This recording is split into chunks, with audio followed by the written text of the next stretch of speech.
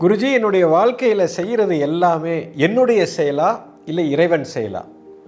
Sir, 1% உன்னோட செயல், 99% இறைவனோட செயல்.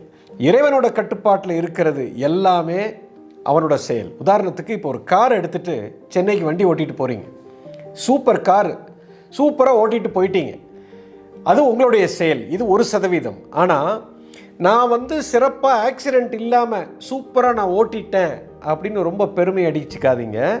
ஏன்னா 99% இறைவன் வேலை பார்த்துருக்காரு.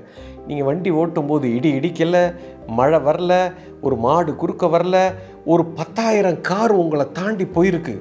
இவங்க யாருமே எந்த ஆக்சிடெண்ட்டும் பண்ணலை. இது எல்லாமே இறைவனோட செயலுங்க. ஸோ 1% உன்னோடது, 99% இறைவனோட.